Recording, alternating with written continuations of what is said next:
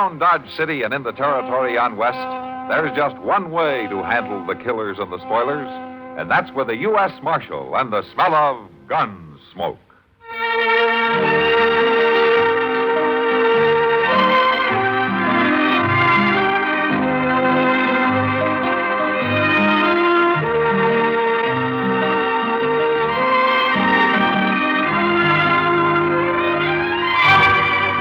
Gunsmoke, starring William Conrad. The story of the violence that moved west with young America.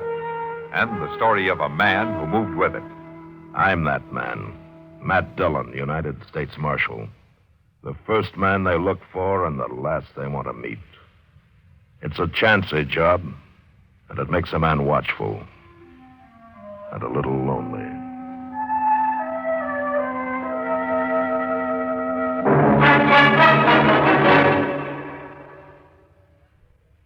This is Frank Knight speaking for the world's most honored watch, Longines.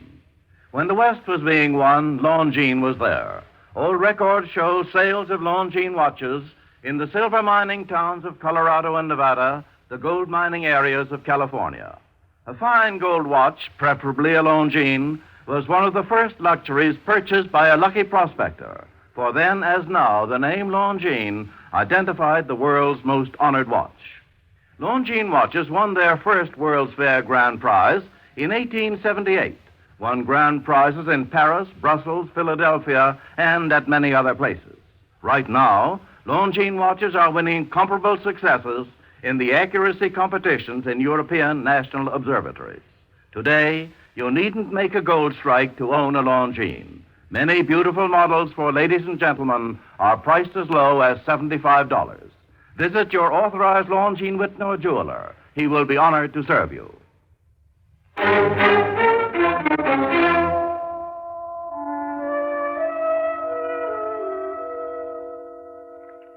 man running toward the house. Get back inside. Close the door. What is it? I don't know. Be quiet.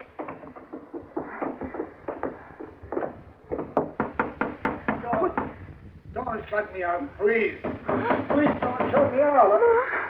Open the door. Let him in, Ted. Open the door. Here, let me hide. Will you let me hide? Rock? Oh, don't let him get me. You're hurt, mister. You hurt.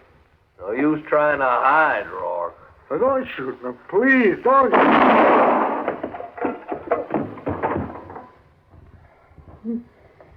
You shot a dying man. Yeah, he wasn't dying long. You shot him in the back. He was still dead. You're a right smart boy, ain't you? Where's your daddy? Ted. Let the boy talk. Where's your daddy, I said? He's dead. You two living here all alone? We ain't scared. Of course you ain't. Yeah, too bad it had to happen right in your kitchen, ma'am. Rourke has had that coming a long time. What are you going to do, mister? Well, just nothing, ma'am. Nothing at all, if you'll let me. What do you mean? You just remember this was my affair, mine and Rourke's. And now walk right on out of here. Forget about it. As long as you two forget about it. Marshall's gonna come after you. Sure not. Ted. Yeah, like I said, he's a real smart boy, ain't he, ma'am? I guess you're right, though. I guess he does talk a mite too much. No, he don't talk. He don't. I'm mighty glad to hear that. Because it'd be a shame for a bright boy like that to get his throat cut because he didn't know when to keep his mouth shut, now wouldn't it? Wouldn't it? He won't talk. I promise. That's good. Real good. And both of you just stand quiet till I get away from here. Won't be no trouble. What about him? No, plumb forgot my manners. Well, I guess I better get him out of here.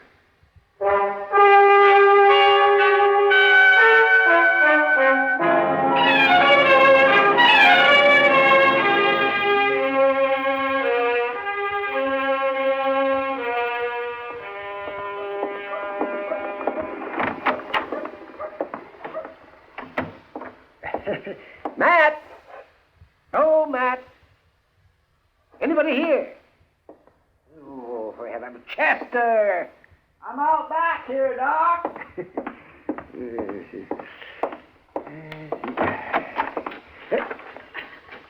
What in the world are you doing? Well, hello, Doc. What are you digging there? A set of graves? Graves? My goodness, Doc, don't talk like that. This here's a garden. A what? A garden. Well, it looks more like a buffalo wallow. Does Matt know that you're doing this right outside of his back door? Well, no, we don't. I'm kindly surprising him. Besides, I ain't hurting nothing, Doc. Just spading up the dirt, son. Well, I can see that. Look, let me show you how my garden's going to be. Now, see, right here is where the beans is going. And here is the carrot. And yonder's the peas. I don't see anything. Well, they ain't planted yet, but I got everything ready. All I need now is the seed. Now, where did this garden idea come from? You. Yeah. What do you... Me? Well, sure. Don't you remember that time you was talking to Mr. Dillon about how people eat out here on the frontier and how they might get scullery? Yeah, scullery? Yeah, from not eating enough greens and sour. Oh, yeah. Oh, that's scurvy, Chester, not scullery, no. Well, whatever it is, I got to thinking on it and decided to do something about it so I don't get that disease, Oh, well, that's fine, yes. But as I remember it, that talk we had was months ago. That's right, it was. And I've been worrying about it ever since. Oh, you're a man of action. The trouble is, I'm broke. Plumb. I can't buy no seed. Well, let me... Oh, no, now don't look at me. Well, now, Doc, you'd like a plate of greens every now and then, wouldn't you? Well, sure I will, but not enough to pay for the seeds. You might get scullery, Doc. Scurvy, Chester, and I won't get it. Wouldn't take very much to buy them seeds from Mr. Jonas. Just a few pennies is all, Doc, and then none of us wouldn't never have to worry again. Well, now, Chester, suppose you did get those seeds. Now, you think everything that you plant is going to bloom like a sunflower? Well, my gracious, Doc, this ain't no problem. You just kindly push them little old seed into the ground, and before you know it, you got vegetables. Oh, yeah, oh, my. You're quite a farmer. All right, now, Doc, ain't no need to smart off. All right, Chester. All right, here's some money. There, now. Go and get your seed. Well, thank you, Doc. And from now on, you're half owner of this garden. You can have part of whatever I grow free. Oh, well, that's good of you, Chester. Hey, it's pretty warm, ain't it? It usually is in the sun. Must be near noon. Yeah, let me see. It's just about 12:45. 12:45. My gracious, I'm going to be late. Late? Where you going? Or to meet Mr. Dillon at Delmonico. Lunch or... What about our garden? I'll get to it, Doc. But after all, if Dodge ain't had no green vegetables for all this time, it ain't gonna hurt us none to wait a little longer.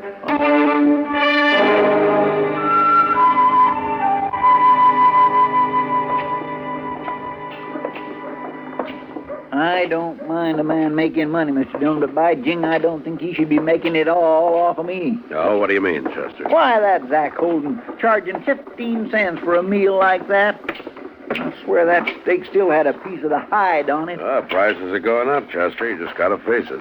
But it's getting so the man don't hardly have nothing left after feeding himself a little, and that's a fact. Look yonder, Mr. Dillon. There's a lady going into the office. Uh-huh. Reckon what she wants. And if she's like most women, we won't be long in finding out.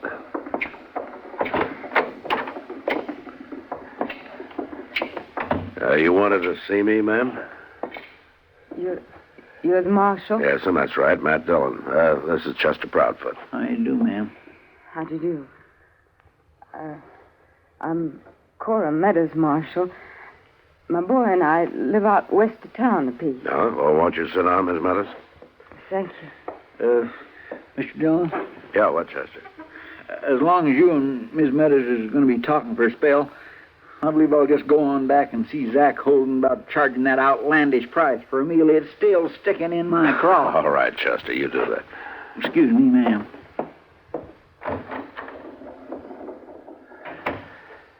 Now, Miss Meadows.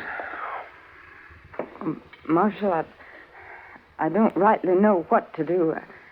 Well, suppose you just tell me what's the matter. Well, that's just it, Marshal. I'm afraid of what'll happen if I tell you, and I'm afraid of what'll happen if I don't. You need help?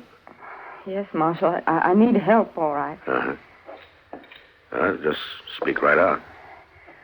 Well, it's my boy. My boy, Tad, he's missing. Oh? I think he's taken out after that man, and he'll kill the boy if he sees him, and he'll kill me if he knows I've been here. Now, wait a minute. What man are you talking about? The one that shot that fellow out to my place yesterday. He shot him down just like he was an Now, animal. you're telling me there was a killing there yesterday and that your son may have gone after the murderer? Yes, Marshal, I am. Well, I think you better go back to the beginning and tell me the whole story.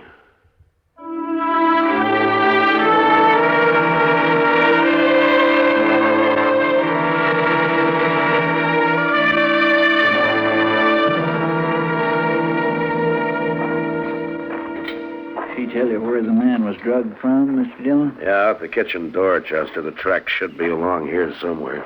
Yes, sir. Over here, Chester. See there? Looks like heel marks. Yeah. Leading over to them bushes. Yeah, they sure do. Come on.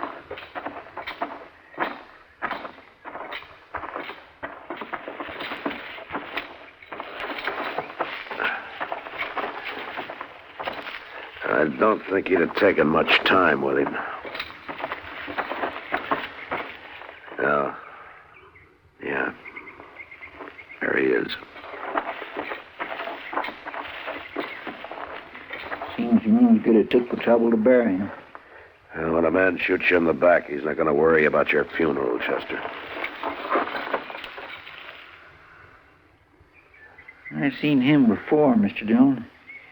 He was at the Long Branch lot playing cards. Yeah, it's a gambler by the name of Rourke. Well, I guess the burying's up to us. Yes, sir.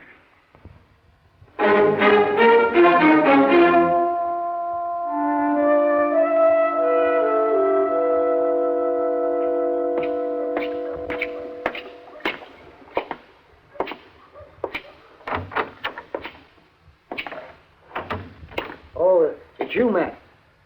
I'm glad you're here. Well, I came as soon as I got your message, Doc. Is there something wrong?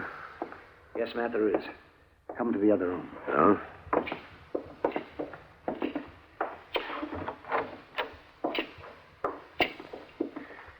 It's this youngster, Matt. I found him by the road. Well, what's the matter with him? He's been beaten. Cruelly, brutally beaten. Look, Yeah. I didn't even know if I could bring him out of it for a while there.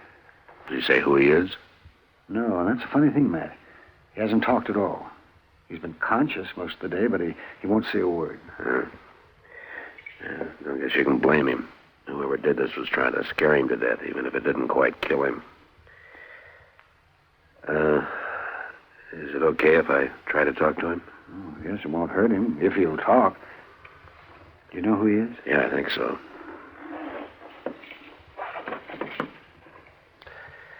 Hello, Tad. Tad? Tad, I'm Marshal Dillon. Now, you don't have to turn your head away, Tad. I want to help you. I want to help you and help your mother. Now, you want me to catch the man who did this, don't you? I can do it if you'll help me. Look, Tad, I promise you won't get hurt anymore, and I promise that your mother won't get hurt either. Tad, look, the only way to be sure that you're safe is to bring this man in. He's not going to answer, Matt. No, I guess not. All right, Doc, let's leave him alone.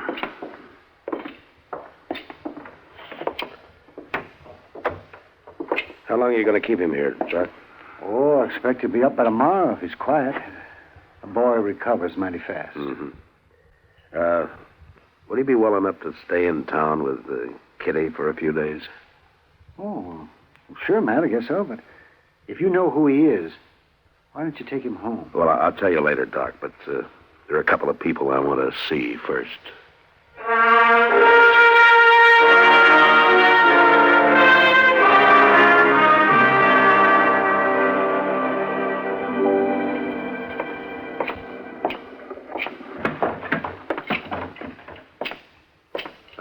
Sam. Oh, Marshal. Get you a drink? No, thanks, Sam. Is Kitty around? She's upstairs, Marshal. Ought to be down in a minute or two. Oh, well, I'll go on up. Thanks. Sure. Oh, Matt, you looking for me? Oh, yeah. I'd like to talk to you, Kitty. I'm coming down. All right.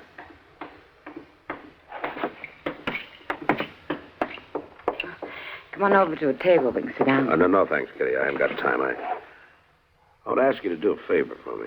Well, sure, Matt. What is it? I want you to take care of a small boy for me for a couple of days. A boy? What is he, a runaway? No, not exactly, but I'd like to have you keep him around the Long Branch for a day or two and give him the run of the place. Doesn't sound exactly like the best surroundings for a young boy, Matt. You're going to have to trust my judgment, Kitty. Will you do it for me? Well, sure. I guess so, if you want me to. I do want you to. I'll explain later. Yeah. Thanks, Kitty. Oh, sure, Matt.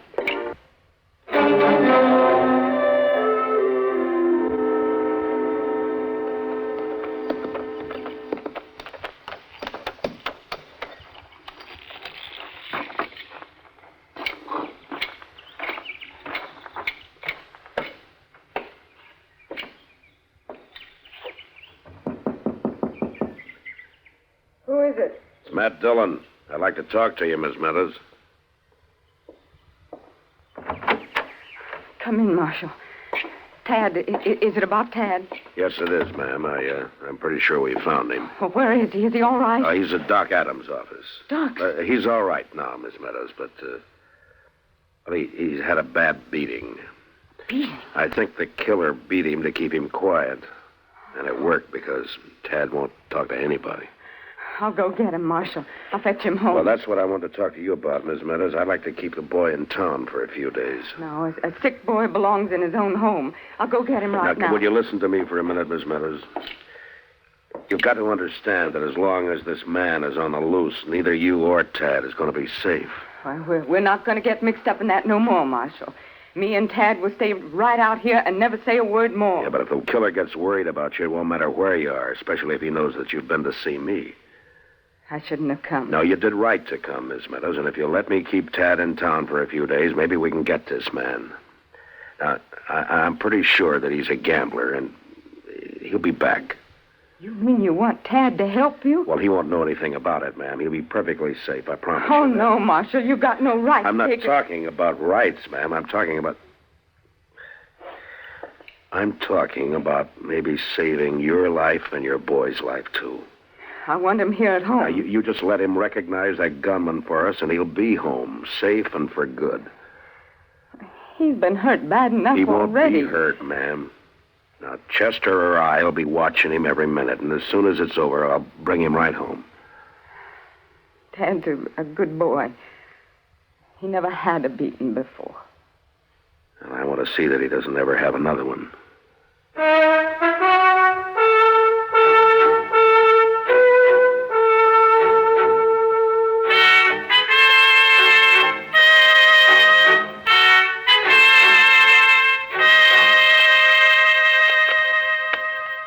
Now, Tad, there's one thing about playing poker that you might as well learn right off. It ain't so much what you've got in your hand as what folks thinks you've got. And you understand that? I think so, Mr. Proudfoot. Some folks just has a face for it, and that's a fact. Now, you know, lots of folks calls me poker because nobody don't never know what I got in my hand. Give me one card, please. All right. Now, don't you let on what you've got. Yes, sir. Now, that's good. That is good. You ain't letting on one bit. Now, I'll take one myself. Ah! Oh! Well, What's the matter?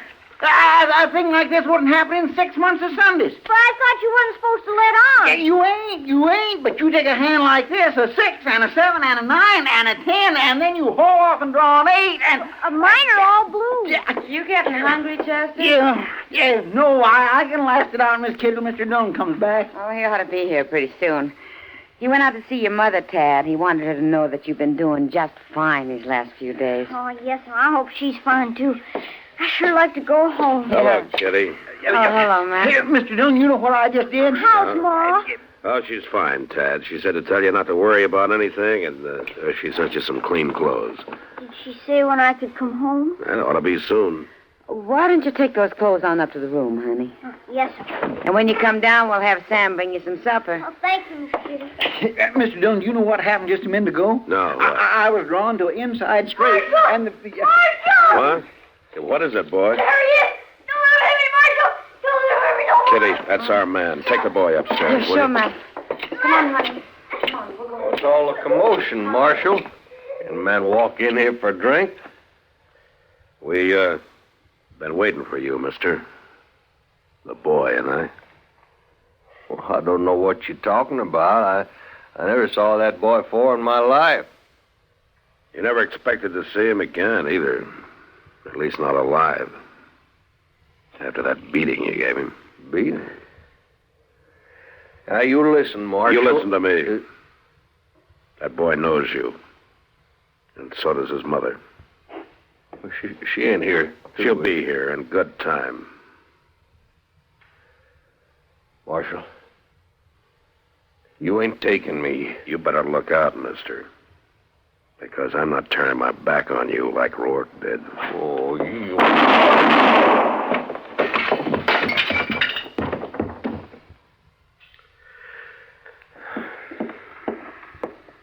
You got him, Mr. Dillon. Yeah. Well, anybody can shoot a man, Chester. It's that boy's mother, what she did, that took real courage. Well, come on, let's take Tad home. I think his mother's waited long enough.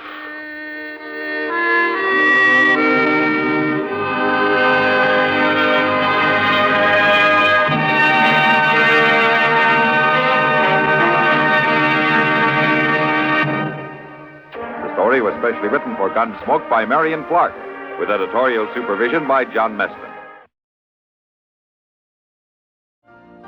You've been listening to the OTR Gold Network.